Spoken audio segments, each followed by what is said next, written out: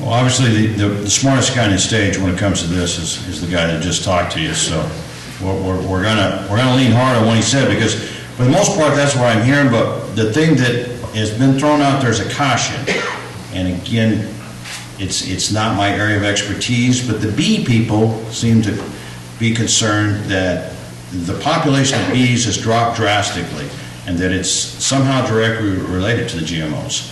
So if you know any more on that. Indeed, that's from nicotinoids, which are used as a seed treatment, and a lot of it comes from planters. The planters, many of them now have air or vacuum to move the seed. That seed treatment's on the seed. Those nicotinoids go into the air, and that is the problem with bees.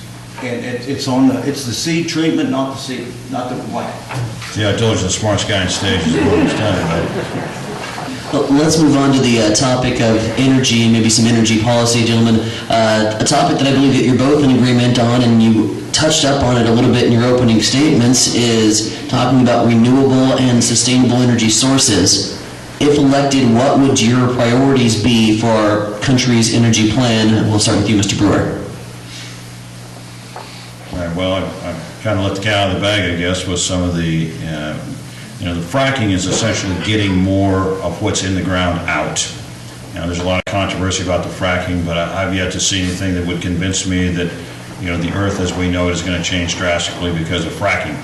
But it is pulling a lot more of those oil reserves out that are out there.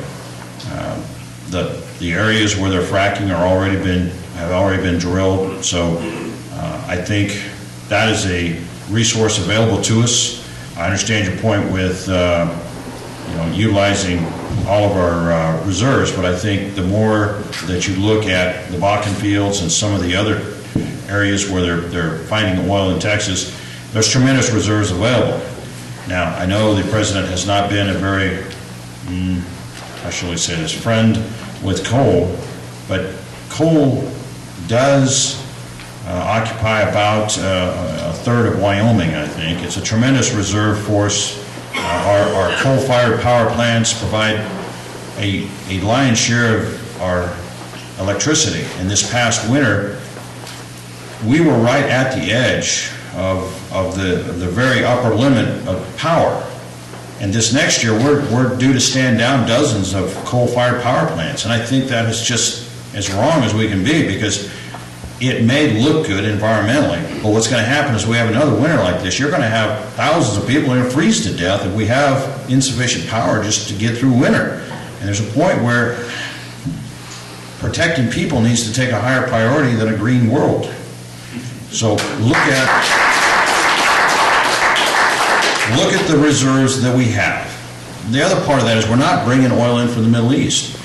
People tend to forget that the world as we know it could change overnight. If Iran gets the bomb, the flow of oil out of the Middle East could be affected immediately, because people, if you're not really on top of what's happening in the Middle East, there is a bitter war going on between Saudi Arabia and Iran. And that war is being fought in Syria. The situation in Russia and what will likely be the future controversy in what was part of the old Soviet Union is coming. We talk about the situation that we have currently. I think you're going to see that expand even into places like Belarus. You're going to see places like Moldova, the Baltic countries. All of them are in jeopardy. But the issue is going to be, if they shut down those pipelines that traverse through there, the Europeans are going to have to go somewhere else for oil. And if we are living on that lifeline out of the Middle East, the minute Saudi Arabia and Iran get into some type of a tit-for-tat war, and what's going to happen is the minute Iran gets the bomb, Saudi Arabia will get the bomb also. They will simply get the technology from Pakistan. I know this sounds all complicated and all, but it will be an arms race that happens in the Middle East. And we are at the mercy of some not so brilliant minds over there if we don't become self-sufficient here. That's my plea with folks, is to intelligently figure out what's best for our future. Well, I think Colonel Brewer's almost right. We are gonna live with fossil fuels for our lifetime, as I said earlier. We need to conserve them. We need to burn them cleanly. But his very point about the energy insecurity in the world goes right back to our need to develop renewable sources of energy here in the United States of America. And if we're building a pipeline, I don't know whether that pipeline's good, bad, or ugly. That's another issue. But if we're going to export that oil to China and have them burn it, because they like to burn oil that isn't as clean as what we prefer to use, or things like that, folks, we need to take care of us, and we need renewable energy now. We need to work on it now. We're not going to have it in place for 10, 20, 30 years, but we got to start now. And I agree with Mark on that. I cannot understand why, if you come from the 3rd District of Nebraska, you're not the biggest champion for ethanol, because we are the biggest producer of ethanol.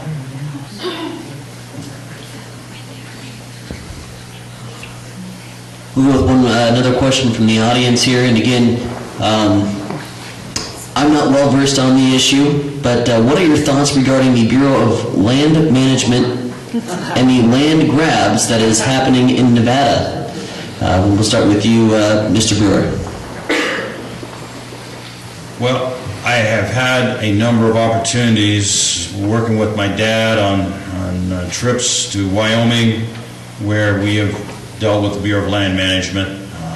I'm not a fan. Of course, my dad may have shared my thoughts on that, because he refers to them as a bunch of spoiled Eastern girly boys who have been brought to Wyoming and given responsibility for these large tracts of land. They're Eastern educated and are clueless. So he may have shaped some of my thoughts on this. And the problem with that is, I think they do tend to hire folks who have great resumes, but sometimes don't really have the common sense to know how to work with the ranchers and the folks that are living in those areas. And the part that's even more terrifying is what we do is we take these folks and then we give them so much authority that they can form armies, have armored vehicles, sniper teams, and that they have people who are willing to take a sniper rifle and point it at a rancher over some grass. I mean, we allow anybody who wants to come across the border with whatever they want to bring with them, and yet we'll turn loose these kind of teams against ranchers. It doesn't make any sense. It's so horribly out of control right now. Now, good or bad, however you want to look at that Bundy situation, the concern I have is this: it is still a property rights issue. And I think the federal government, just as Benghazi and other places, there are layers of things and issues that people don't understand and don't know about. And that's the truth of what's happening.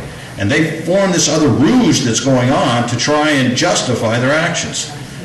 There's no way to justify pointing a sniper rifle at someone over grass and a few cows. That's insane. I think the BLM needs put under some type of oversight and control, because right now, like so many federal agencies, they're just running out of control, doing whatever they want. There are employees. We need to rein in this kind of behavior, because at some point, if this runs out of control, it's going to affect our lives in Nebraska too. All they got to do is find the sage hen, an endangered species, or something else, and then these problems are in our backyard.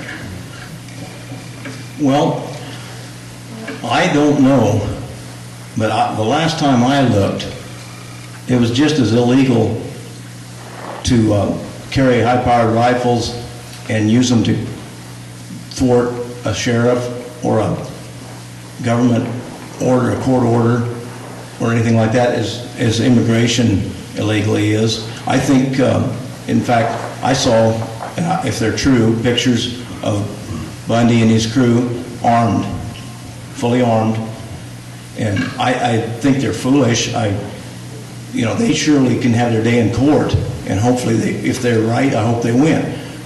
But you don't you don't bring out arms against the federal government, the United States of America. I think Congressman Brewer almost would agree with that. Why, I like the way you do that, but I will tell you that I think that if you go back and look from the very beginning, we have a right to defend our property. And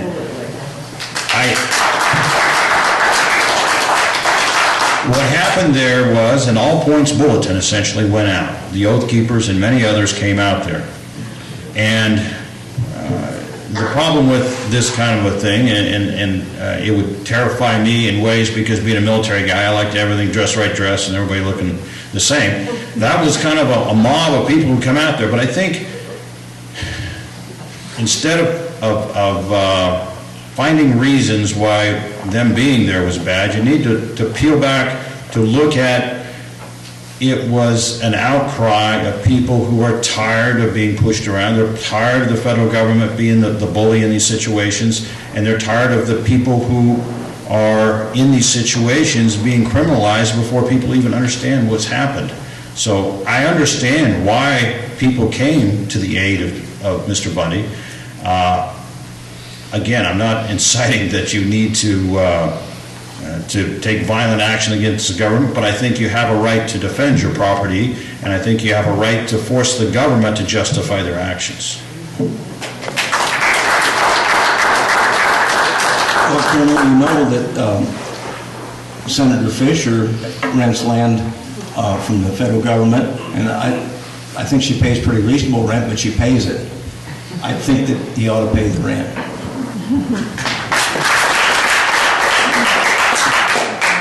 I think you need to know all the details with the rent. We're going to go along for a long time with this one. We'll focus on some other issues here. Since 1973, the issue of abortion has divided our country. Where do you stand on the issue? We'll start with you, Mr. Sullivan. I'm pro-life. Have been and will be. In fact, my family tradition, my religious tradition insists that I am, and I am. All right, I agree with him. I'm a little bit troubled, when, we read Adrian's letter here, and he mentioned the fact that he's endorsed by the NRA, the Right to Life, and the Farm Bureau, and all that. Keep in mind that all you have to do is have heartbeat and respiration and be in the position, and they're going to support you as the incumbent. So I just think that you need to take a look at the individual and what's in their heart and what have they done. And to see Adrian Smith with a gun is about as odd as some of the shots of the president with one. So when it comes to the NRA, I got to tell you, if I was to get elected, we would have a very direct conversation where I said, in the future, when you guys decide to endorse somebody, and you have people who have given a lot to this country and have represented your organization, raised money for them, done everything else, and you forget them over someone who's a sitting congressman, you're wrong. And so that's what I will tell you with the Right to Life and with the NRA.